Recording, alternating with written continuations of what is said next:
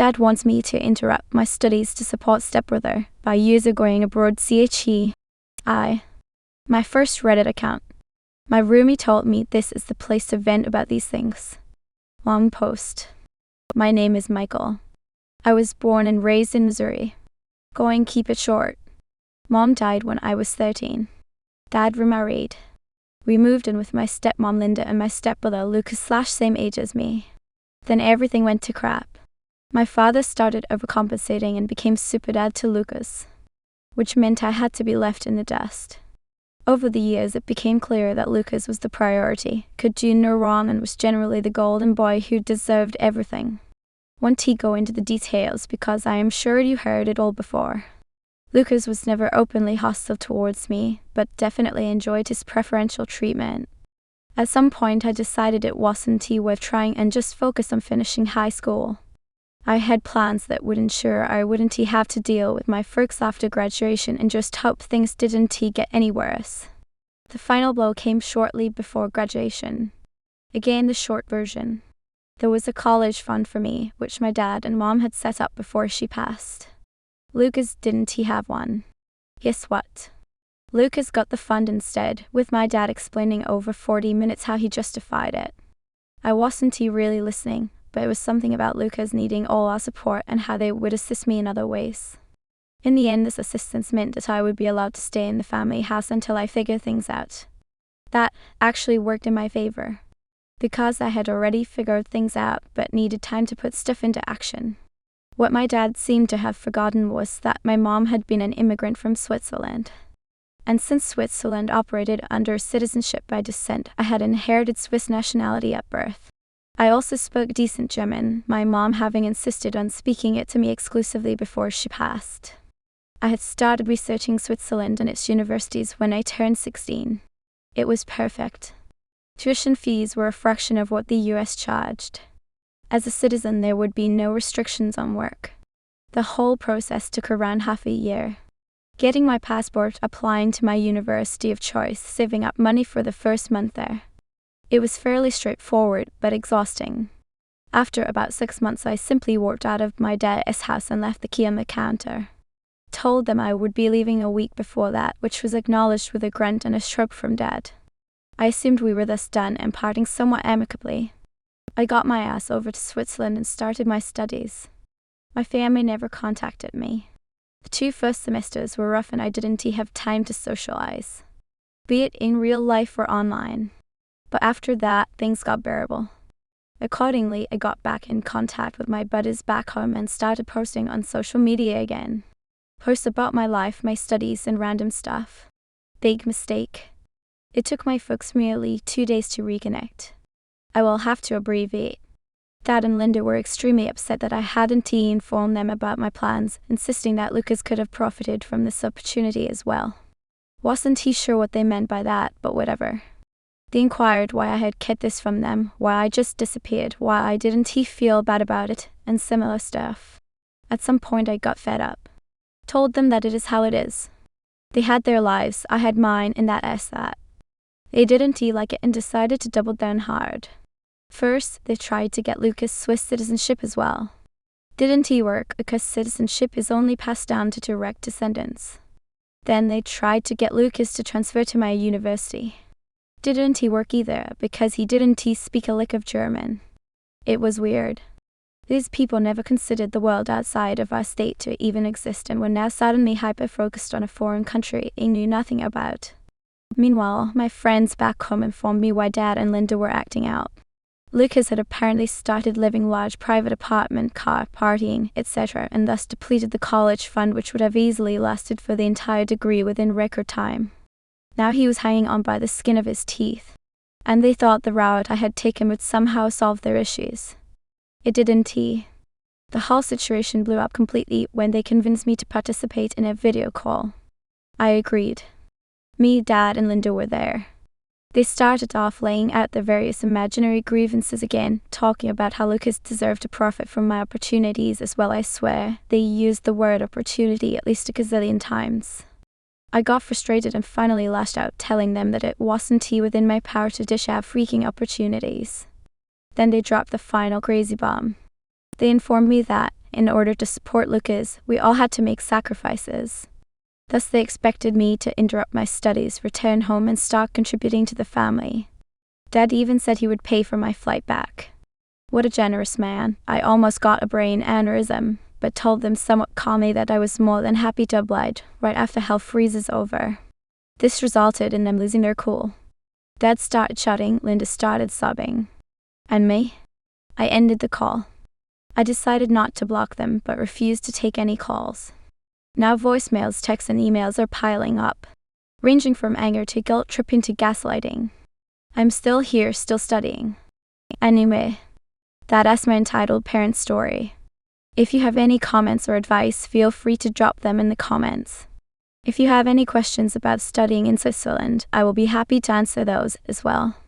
Entitled Mom Lets Our Kids Run Wild. Gets mad I didn't let them touch my food.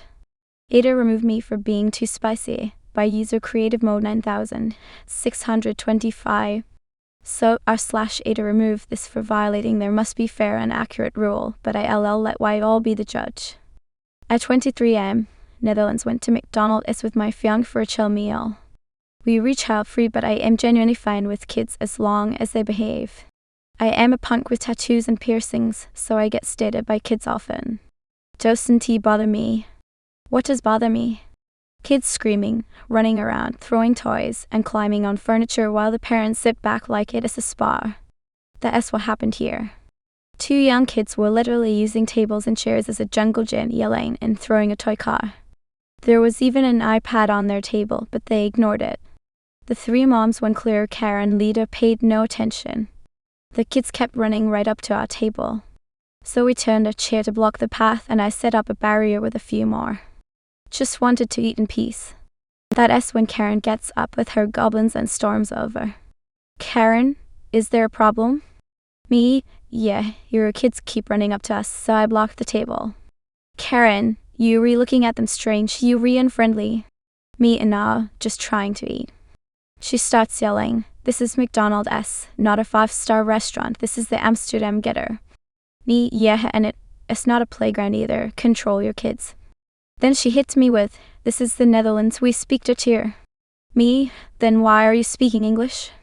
And finally, are you on crack? You look like you on crack. I sarcastically said, yes, I am. I use ketamine too. She screamed F you, while flipping me off and stormed back. I stayed calm and didn't raise my voice once. Before leaving, I placed my ADHD meds on top of my ice cream so she'd see it, then jokingly said we should try cocaine tonight as we walked out. I never insulted her or her kids first. I didn't yell. I matched her energy and said what the staff couldn't. Some friends say I was too much. Others say I handled it like a pro. Let me know what do you guys think. To clarify, no, this is not AI. And now I wish I was lying about this. Entitled Mom wants us to stay late because she just arrived by user everyday 8923. I do face paint at various popular kids attractions throughout my city. I work for a company that has contracts with the locations, and then I just go in as needed. My company also offers caricatures and I believe a few other things. I'm sure I've got tons of stories, but this one always sticks out to me. It was New Year's Eve. I had plans that night, and thankfully my boss was letting me off at 4 p.m. because the location I was at had a private event starting at 5. The caricature artist was also off at 4. It takes us roughly 20 minutes, 30 minutes to clean everything up, so around 3:45 we start cleaning up. I'm finishing up everything and throwing my trash out, closing up our registers, and getting ready to pull my signs in. My stand has a sign that says close that I put up. As I'm pulling my signs in, a lady comes up the stairs with a boy and asks if I'm closed. I tell her that I am, and she asks why I'm closing at 4. I explain that it's New Year's Eve, and the location has an event going on that I'm not needed for. She goes OFF about how she wanted her son to get his face painted and she can't believe I'm closing. I apologize, but I wasn't supposed to be there past 4. Honestly, if I still had my supplies out, I usually will do a face paint, but everything was put up and cleaned, and I didn't have time to redo everything. She notices the caricatures, then asks if they're closing. I let her know they are, and she's flipping out again about how it's only 4 and we should stay longer because she wants stuff. She says we just got here and you guys are leaving. How are we supposed to get anything done? She continues to insist that I stay longer to paint her kid's face and make the caricature artist stay as well, but it was already after 4 at this point and we were both exhausted. Finally, she just rolls her eyes and walks away, still yelling about how she just got there and how ridiculous it is that she can't get her son's face painted. The son didn't have any interest in the face paint, it was the mother who wanted him to get it. I wonder how she reacted when she found out the entire location was closing down for the event within the hour. My mom thinks she's entitled to my new apartment by user Boymum Kinsey. My mother thinks that my apartment is her home in the city. She recently rekindled a romance with the father of my middle sister. I'm the oldest, parents separated, and I got my middle half-sister and half-brother got back together, and I got my youngest sister. This man left her high and dry while she was pregnant and ruined my childhood. Know that it was great before. She goes on dates and he lives in the city, so Friday night she will come to my house to get ready in my one-bath apartment that I live in with my autistic 8-year-old. Taking hours and blocking the bathroom. Then she leaves and comes back on Sunday with her hair all messed up and dirty clothes. She proceeds to climb in my bed and sleep for hours, get up and wash her clothes. She has a washer and dryer. She will also remove anything I'm washing regardless of if it's wet or not, take a long hot shower, do her hair, and then pack up and leave. She has also started dropping by weekday evenings or early in the morning on weekdays to get ready for work if she was with him the night before. My son comments on her disheveled appearance and messy hair and about how long she is asleep. This past time I offered to do her laundry for her to expedite the process. She neglected to tell me that the cover she had taken to his house was covered in period blood and probably some other stuff. I saw her red and had visions of dragging her out of my home, but I patiently waited until she was about to leave to tell her not to come back. Now she uses the excuse of having to pee or poo to come over every evening to do just that. Pee or poo, and she's using all up the wipes I buy for my son because he has a gastrointestinal issue associated with autism. I told her she wasn't allowed to use my wipes as she has no condition which makes her system act up. I vibbed. She proceeded to yell, offered to buy wipes, realized she didn't have the money, continued to yell, used the bathroom and said wipes while talking mess in the bathroom, and when I sat her down a few days later after I thought she calmed down, she proceeded to try and fight me in my living room after I asked why she thought she was entitled to my wipes. Fast forward to last week and she came in to pick up my son for the weekend and ran to the bathroom, proceeded to leave the door open. She never does this. Take a good 10 minutes, 15-minute poo, flush, wash her hands, leave the light on and the door open, and let the smell permeate my small apartment. She could also clearly smell it, and when I complained she proceeded to just be an age and tell me it wasn't that bad and I should just deal with the smell because it had begun soon. But I live in a sub-level apartment and have sealed all windows and doors and cracks. I even caught the baseboards because of the bugs that find their way in. The smell took hours to go away after she left. I send my son to her car in the parking lot now and she's upset. I also suffer from depression and narcolepsy and insomnia and PMDD and ADHD and I'm anemic lol, and she would come in and look around my apartment with disgust and make rude comments about how dirty she thought it was or my lack of a Christmas tree. She snagged her large file cabinet on my moving truck and it's in my closet taking up so much space. She was supposed to get it last fall all in front of my son and it would send me into a kind of comatose depressive state for the entirety of the weekend. She never offered to help and didn't even notice when I impulsively cut 5 in off my hair. She still hasn't noticed. Sorry, ran over, just dog. Update: she is now banned from entering my apartment, and when I listed the reasons because she needed to know, she replied with a text saying I knew it. I was shocked that there wasn't an apology, but also I wasn't. I told her if she knew she could have just corrected her behavior. Additional info: her watching my son might also stop. She asked me for money to watch him, even though she insisted she wanted to watch him every other weekend because of her pay schedule. Then, she wanted me to provide food even though he's only there from Friday around 7 p.m. to Monday 7 a.m. My friends offered to watch him free of charge after she also started cancelling or coming late. With his autism, my son refused to eat until he was with her and would refuse to eat the whole night or until she came because of the routine he got into. When I told her I didn't need her anymore, she magically started watching him on the same schedule and getting him on time and not asking me for money or food anymore. She calls me every weekend. She asks him to complain about how he's being bad though, and it's because she ignored everything I told her about boundaries and rules and routine when it came to his autism, and she still doesn't use any of the tactics to counteract the negative. Honestly, it's just behavior that annoys her behavior. This past weekend she said my son was being bad at the store and that I needed to train him better. She wasn't always like this, but I can see her using more negative or demeaning terms towards how my son behaves, so we might have to go and see. Mom took over my wedding after I put boundaries in place and made it about me abandoning her by user OKM 7187. About 6 months ago, my mom and I got into an argument after I told her I didn't want her to walk me down the aisle, and she replied, "I don't give a shit, don't talk to me about your wedding," and hung up. So I did just that. I didn't ask her for help, advice, or anything in between.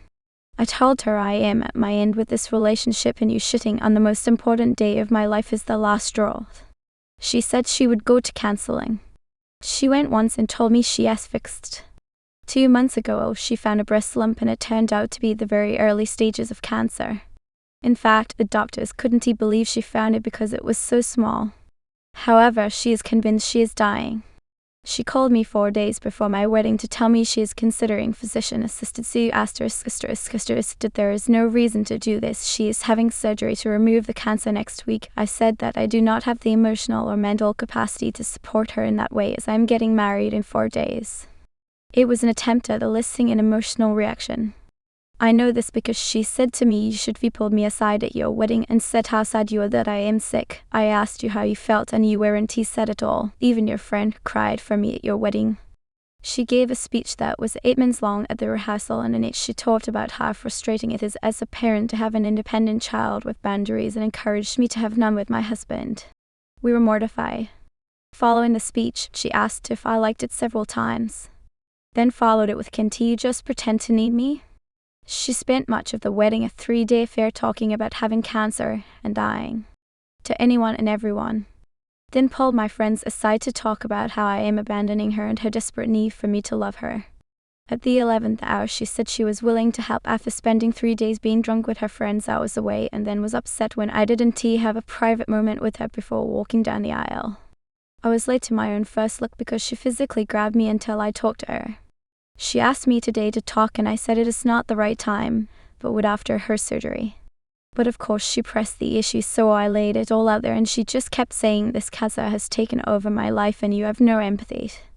I have been so enmeshed with her that she reads opposition and separation as actual abandonment. I am married and in my 30s. I don't know what I am getting at, but I am ready for NC. Edit, I have been NC with my dad for 2.5 years. Their marriage was horrific at best, so I understand the familiarity of the situation. Don't know if that makes it worse or better. TL/DR, I got married and my mom made it her main stage to talk about the ways I've abandoned her and claims I don't care that she has stage 1 cancer.